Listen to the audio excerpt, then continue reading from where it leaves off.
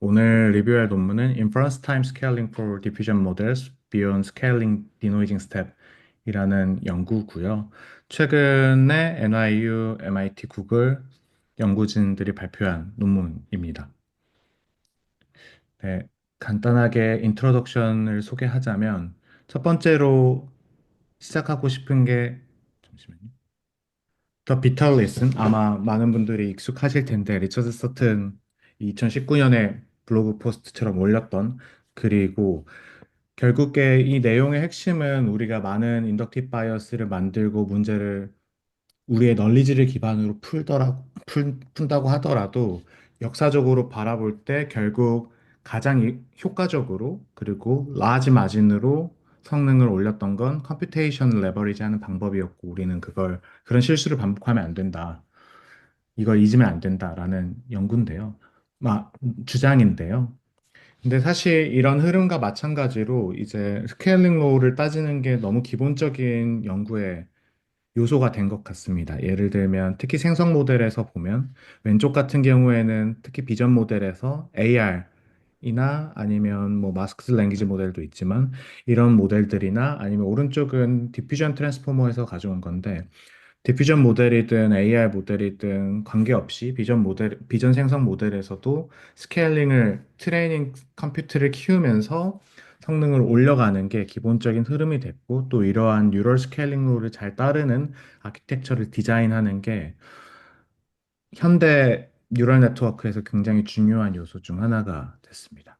조금 논란을 피하자면 요거 스크린샷은 인퍼런스 타임에 대한 건데요. 요거 인퍼런스 타임이 늘어나는 이 점들이 사실은 모델이 점점 커지는 거라서 트레이닝 컴퓨터도 같이 늘어났었습니다.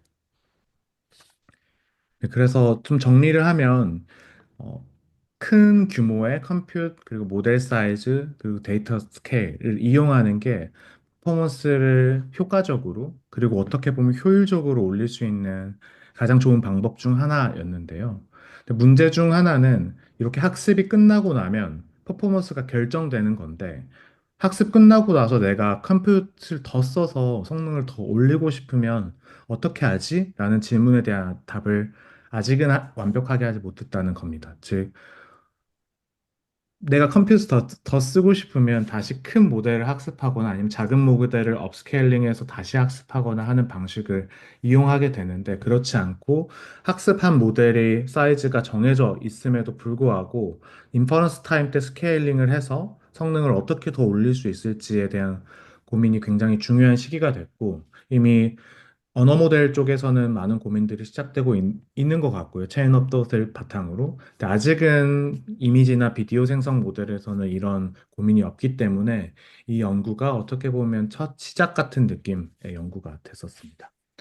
그래서 구체적으로 보면 우리가 원하는 건 좀 이런 그림을 원하는 거죠. 지금 예를 들면 에- number of function estimation인데 예를 들면 디퓨전 모델이 몇 번 계산하는지 총 스텝 수 이런 식으로 볼 수 있을 것 같은데 총 인퍼런스 횟수인데요.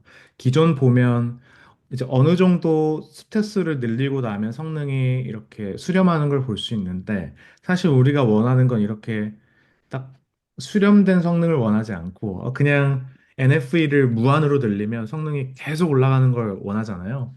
그렇기 때문에 좀 이런 피규어를 좀 이상향으로 보면서 연구가 시작됐다라고 소개드리고 싶습니다.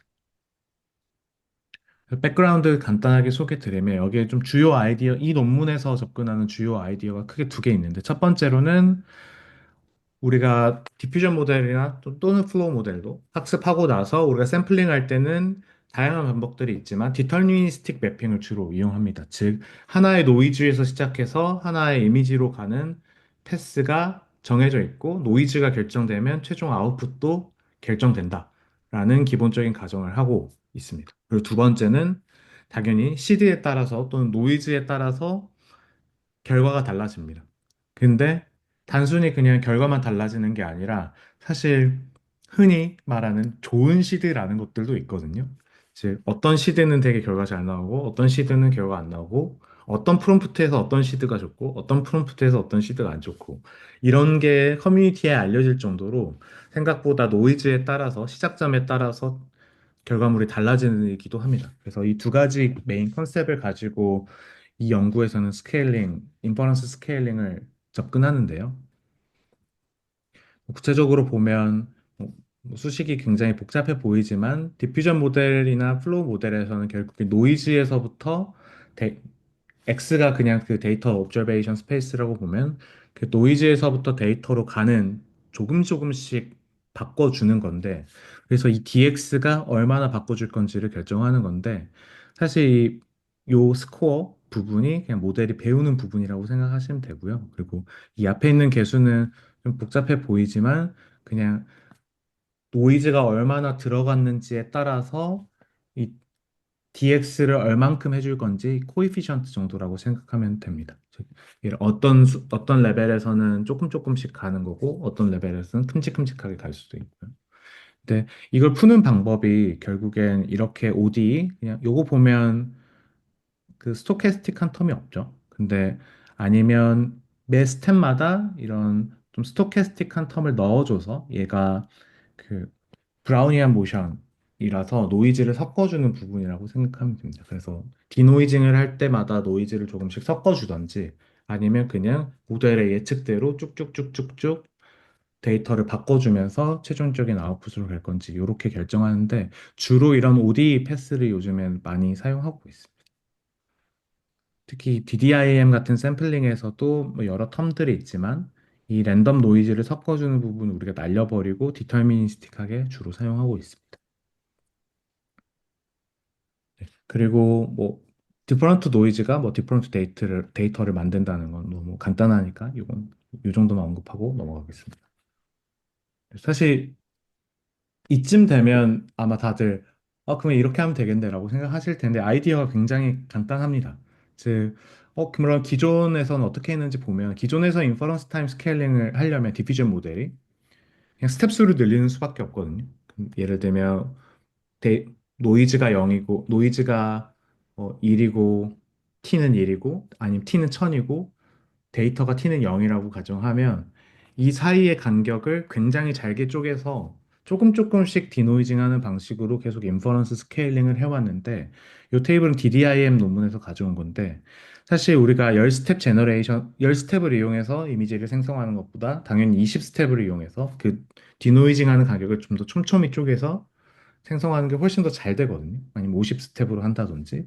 그래서 표준적으로는 되게 50스텝을 많이 사용을 하는데 근데 문제는 뭐냐면 100스텝으로 늘리고 1000스텝으로 늘리더라도 즉 모든 스텝마다 디스크리트 타임에서 디노이징을 하더라도 성능이 별로 안 오릅니다. 그래서 요걸 해결하는 게 이 논문의 주요 목적이고 그래서 이 논문의 핵심 아이디어는 뭐냐면 그냥 여러 개 생성하고 제일 좋은 걸 고르자는 거예요. 그래서 노이즈마다 결과가 다르니까 그러면 이 중간 시간을 쪼개지 말고 이 노이즈를 엄청 많이 샘플링해서 다 디노이징 한 다음에 샘플을 여러 개 만들고 가장 좋은 걸 픽하면 된다. 라는 게 이 논문의 핵심 아이디어입니다. 그래서 인퍼런스 타임 스케일링이라고 합니다. 네, 그러면 사실 모든 문제가 해결된 것 같지만 사실 이걸 하는 게 그냥 이거 하는 거잖아요. 그러니까 슬로우 모션 계속 돌리는 거잖아요. 그러면 당연히 언젠가는 뭐 실제로는 아니겠지만 언젠가는 우리가 좋은 샘플을 얻을 거란 희망을 갖고 계속 돈을 쓸 수 있지만 사실 인퍼런스 한 게 다 돈이니까요. 시간과 돈. 근데 문제는 이렇게 계속 하더라도 뭐가 좋은 샘플인지 우리가 고를 수도 없고 그걸 보장하지 않는다는 단점이 있습니다.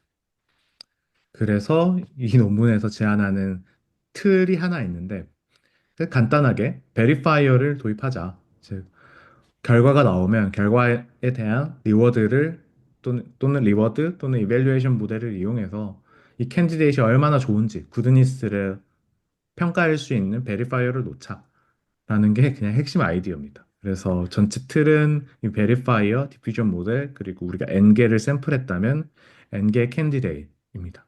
근데 물론 여기에서 가장 간단한 아이디어를 제가 소개해 드린 거기 때문에 굳이 샘플링을 다 할 필요는 없고 중간 결과를 가지고도 이런 베리파이어를 이용해서 프루닝을 하고 새로운 샘플을 뽑아내고 할 수 있습니다. 네, 그래서 네, 결국엔 베리파이어 이용해서 안 좋은 샘플을 걷어내자는 게 일단 주요 아이디어고요. 그러면 이제 여기에서 문제가 어떻게 좋은 베리파이어를 설정할 건지, 그리고 두 번째로는 이런 베리파이어를 이용해서 어떻게 데이터들을 필터링 할 건지, 이런 질문들이 아직은 남아 있습니다.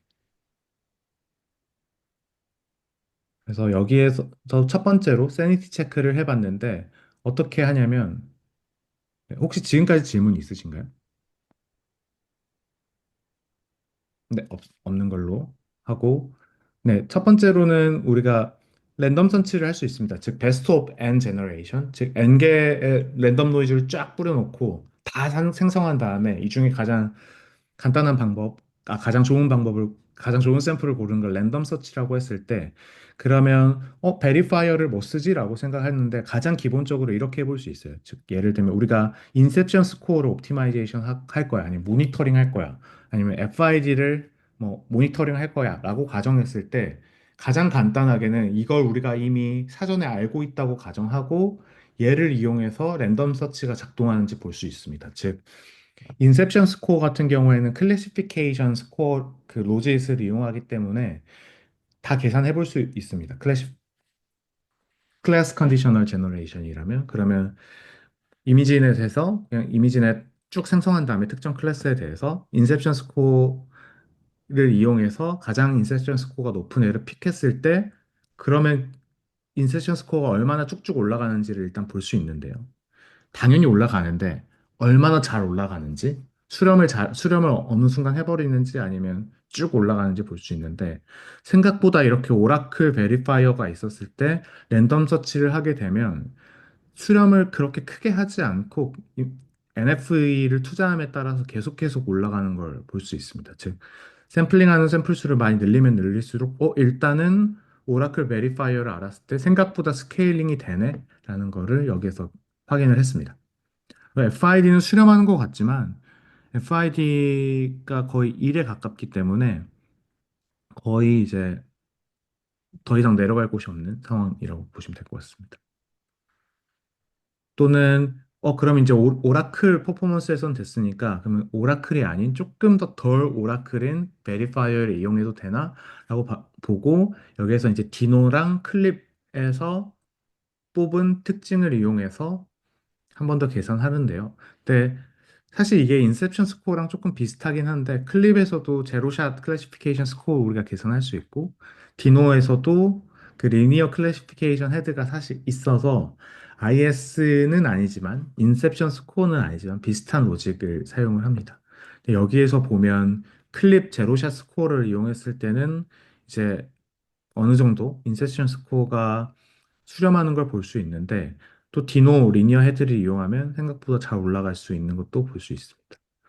근데 여기에서 무조건 이게 디노가 좋다는 걸 의미하는 건 아닌 거라고 전 생각하고요. 왜냐하면 디노는 이미지넷에서 학습됐고 리니어 헤드도 존재하기 때문에 인셉션 스코어랑 아무래도 좀 더 밀접한 연관이 있어서 인퍼런스 스케일링이 잘 된다고 보고 있고 클립 같은 경우에는 그런 완전히 밀접되진 않고 이미지 넷에서 학습된 건 아니기 때문에 어느 정도 디스크리펀스가 있으면 인퍼런스 스케일링에서도 오라클만큼 계속 올라가진 않는다라는 걸 보여주고 있습니다.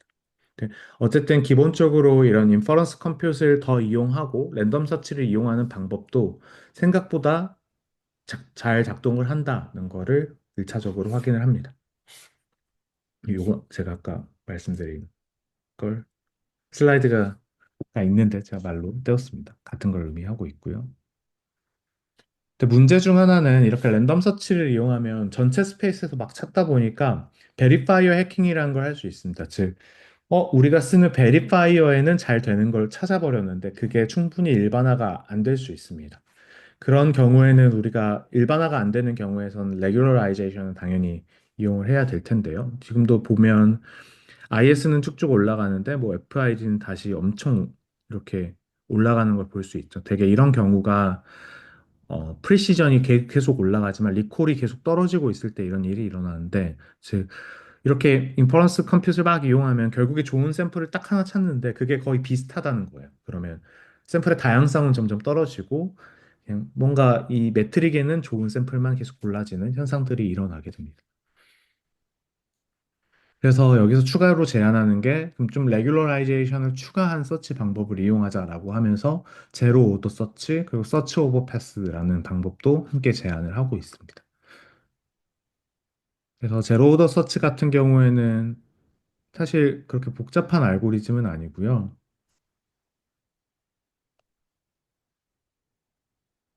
네, 잠시만요. 질문을 넘버 오브 펑션 에스티메이션 질문해 주셨는데 넘버 오브 펑션 에스티메이션 말 그대로도 펑션 에스티메이션은 몇 번 했는지를 의미하고요. 그래서 우리가 디퓨전 모델에서 50 스텝으로 제너레이션 한다 하면 되게 뭐 가장 간단하게는 NFV가 50일 겁니다. 근데 여기에서 NFV란 텀 자체가 스텝 수를 의미하는 건 아니기 때문에 그냥 이 이전 그래프에서 NFE를 늘렸다라는 건 예를 들어서 우리가 한 샘플 만들 때 50번 쓴다라고 가정을 하면 이제 NFE가 늘어날 때는 샘플 수가 늘어나는 겁니다. 혹시 답변이 됐을까요? 네, 이해됐습니다. 네. CFG도 혹시 좀 설명해 주실 수 있을까요? CFG는 Classifier Free Guidance라는 건데 우리가 클래스 컨디션이나 텍스트 컨디션 이런 컨디션이 있는 디퓨전 모델 또는 플로우 모델 가지고 생성할 때 그냥 한 스텝마다 NFE를 한 번 하는 게 아니라 컨디션을 드랍해줘서 한번 스코어 계산하고 컨디션을 넣어서 스코어를 계산한 다음에 이 차이를 가지고 이 차이를 앰플리파이 하는 텀을 두는 테크닉이 있습니다. 좀 테크닉 같은 건데 샘플링 테크닉. 그래서 이 경우에는 성능이 확 올라가는 장점이 있고 대신에 한 스텝당 NFE가 두 번이 된다는 단점이 있습니다.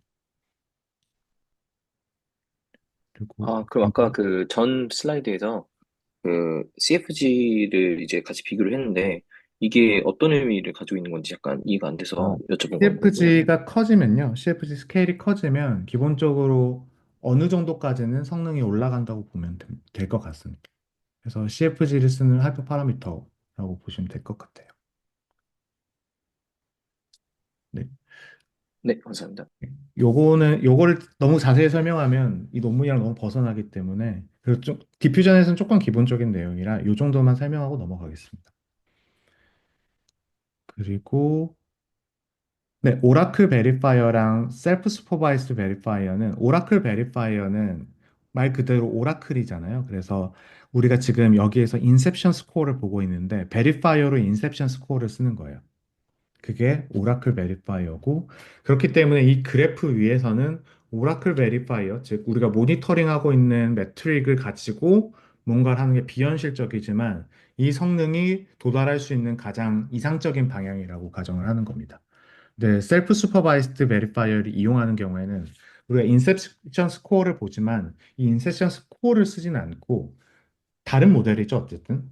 우리가 뭐 비슷하다는 걸 알고 있지만 셀프 슈퍼바이즈드 러너에서 나온 피처를 익스트랙션하고 그 피처를 바탕으로 어떤 스코어링을 해서 스케일링을 했을 때 어떤 쉐입이 나오는지 본 겁니다. 그래서 점점 오라클 베리파이어랑 멀어지는 방향이라고 생각하시면 될 것 같아요.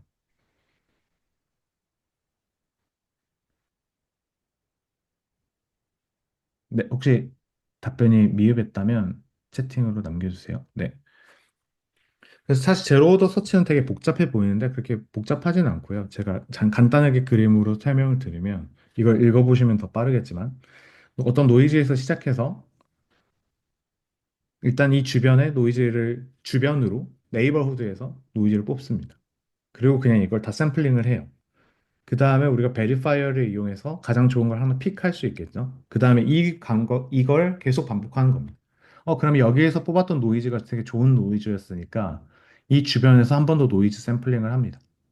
그래서 다시 이미지를 만들고 제일 좋은 걸 고르고 이걸 계속 반복하면서 즉 노이즈를 랜덤하게 막 다 찾는 게 아니라 한 번 좋은 샘플을 찾고 그걸 만들었던 노이즈 주변에서 좀 더 다양성을 주기 위해서 그 네이버후드에서 노이즈를 다시 뽑아서 찾고 이걸 반복하는 게 제로 오더 서치입니다.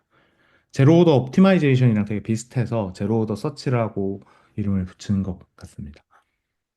그리고 서치 오버 패스는 이게 조금 복잡한데 예를 들면 우리가 노이즈 두 개가 있다고 가정하면 일단은 제가 그림을 대충 그려서 디노이징을 한번 합니다. 디노이징 한번 하고 그 다음에 디노이징 한 곳에서 노이즈를 조금 더 주면서 새로운 샘플들을 만들 수 있습니다. 즉 여기에서 다시 노이즈를 먹이는데 서로 다른 노이즈를 먹이고 아까 간 것보다는 조금 더 덜 노이즈를 먹이게 되면 그 중간 사이 노이즈 레벨에서의 샘플들을 여러 개 얻게 되는데 이걸 가지고 다시 한번 모델을 태워서 디퓨전 디노이징을 조금 더 시켜서 샘플들을 찾아서 중간에 베리파이어를 돌리고 이것들을 계속 반복해서 최종적으로 샘플이 나왔을 때 마지막에 베리파이어를 이용해서 샘플을 결정하는 겁니다.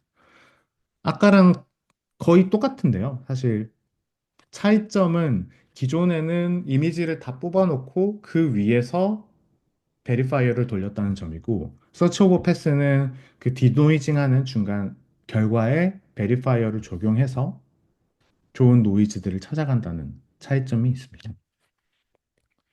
네, 그렇게 했을 때 결과들을 보면 아직 그 벤치마크 데이터셋이지만 결과들을 보면 제로 오더 서치 2, 4A, 2, 4A 보면 당연히 개수가 많아지면 많아질수록 뭐 성능이 좋아지는 경향이 있지만 어느 정도 4나 8에서 수렴하는 거를 볼 수 있습니다. 그리고 서치 오버 패스도 보면 뭐 당연히 캔디데이트를 늘려가면 중간 캔디데이트 늘려가면 성능이 좋아지지만 한 4, 2, 3, 4, 2, 4 사이에서 거의 수렴한 걸 볼 수 있습니다.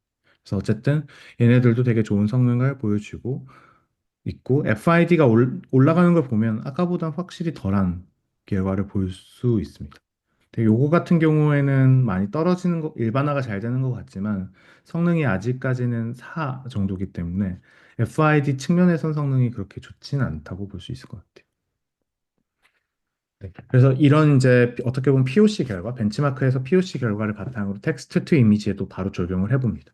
텍스트 투 이미지 같은 경우에 모델은 플럭스 모델을 이용하고 데이터셋은 이건 프롬프트 데이터셋인데 드로벤치, 이매진에서 제공한 200개의 프롬프트, T2i 컴프벤치라는 또 여러 가지 카테고리가 나눠져 있는 프롬프트 벤치마크가 있습니다.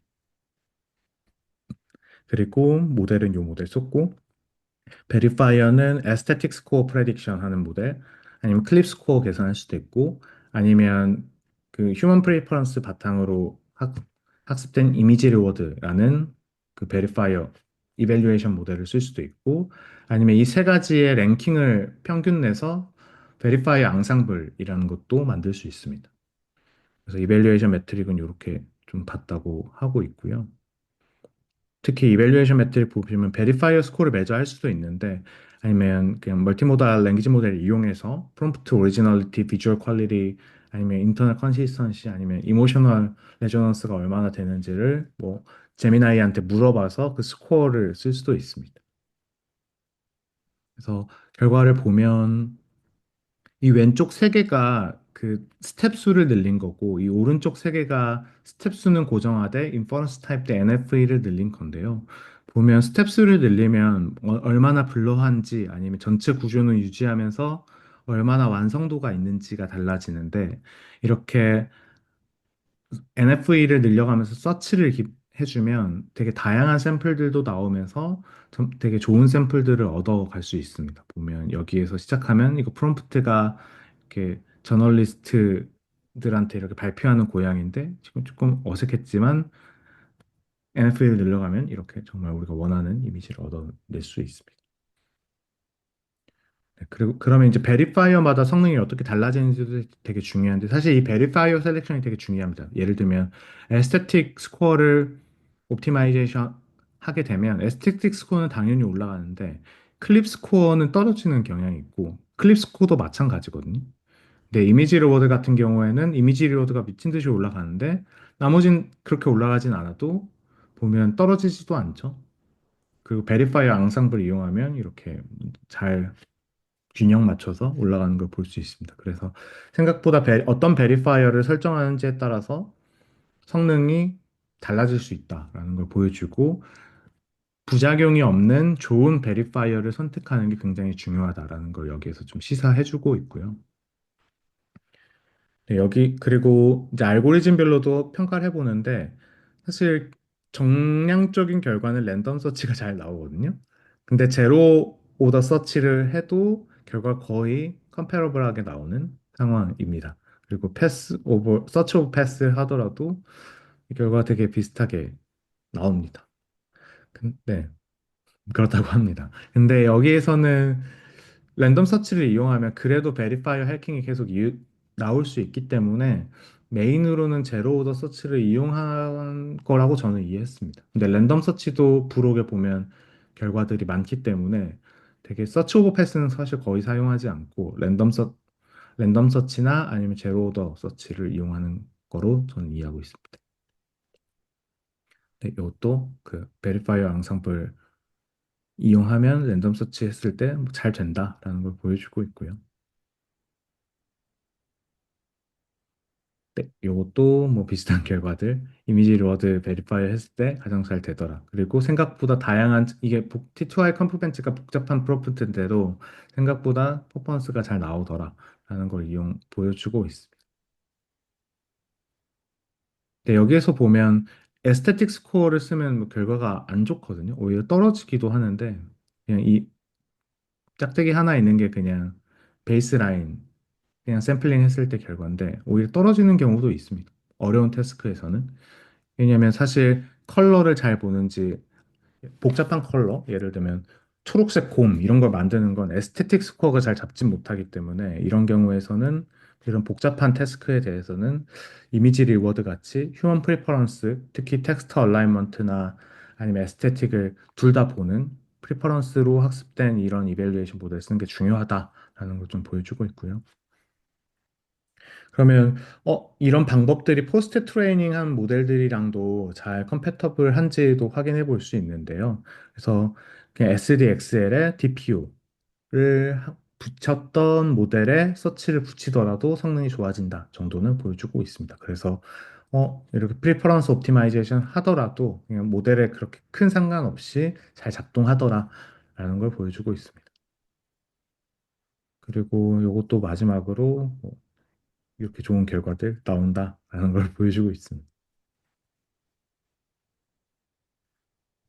네, 마지막으로 요게 저는 좀 궁금했었는데, 그러면 저희가 어떻게 생각해 볼 수 있냐면, 우리가 인퍼런스 버짓이 한정되어 있을 때, 한 샘플 만들 때 쓰는 비용을 줄이고, 서치 스페이스를 늘리는 게 좋은 건지, 아니면 한 샘플을 그래도 최대한 NFV를 늘려가며 만들 때, 총 만드는 개수를 줄이는 게 좋은지, 이런 걸 볼 수 있는데, 요게 그 그림을 보여주는데, 당연히 한 번당 쓰는 NFE를 너무 낮춰주면 모든 이미지의 품질이 안 좋기 때문에 커브가 그렇게 좋진 않습니다. 근데 여전히 이 안에서도 이렇게 쭉쭉 잘 올라가는 걸 볼 수 있고요.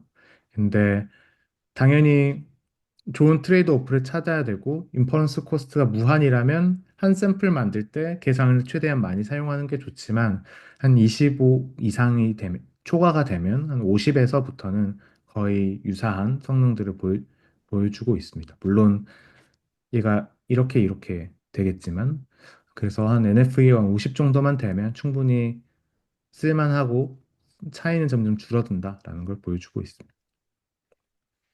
네, 이게 논문의 답고요. 제가 너무 주절주절 설명한 것 같은데 뭐 간단하게 정리를 해보면 디퓨전 모델 가지고 인퍼런스 타임 스케일링한 거의 사실 유사한 식의 많은 논문들이 나왔는데 거의 첫 번째 시도라고 볼 수 있고 간단한 아이디어지만 이런 식으로 베리파이어를 추가하고 인퍼런스 타임 때 컴퓨트를 더 많이 사용하는 방법이 되게 오토매틱하게 성능을 계속 올리는데 작동한다라는 걸 시사하고 있고 랜덤 서치나 제로 오더 서치 이 두 가지가 생각보다 간단하면서 효과적으로 작동한다라는 걸 보여주고 있고 마지막으로 간단한 아이디어지만 리워드 모델, 베리파이어를 선택하는 게 굉장히 중요하다라는 좀 시사점이 있고 리미테이션은 논문에 나와 있지 않지만 제 생각인데 사실 이렇게 하더라도 한계는 모델이 가지고 있는 어퍼 바운드 이상으로 성능을 낼 수는 없습니다. 즉, 모델이 가지고 있는 어퍼 바운드 성능에 도달하는 방법이지, 실제로 인퍼런스 의 스케일을 늘려서 모델이 가지고 있는 어퍼 바운드를 넘거나 아니면 모델이 가지고 있는 캐패시티를 좀 더 일반화되게 사용하는 방법은 아니기 때문에 아무래도 이 방법을 시작으로 많은 연구들이 실제로도 나왔고, 나오고 있고, 나오지 않을까 예상을 하고 있습니다. 네, 제 발표는 여기까지고 들어주셔서 감사합니다.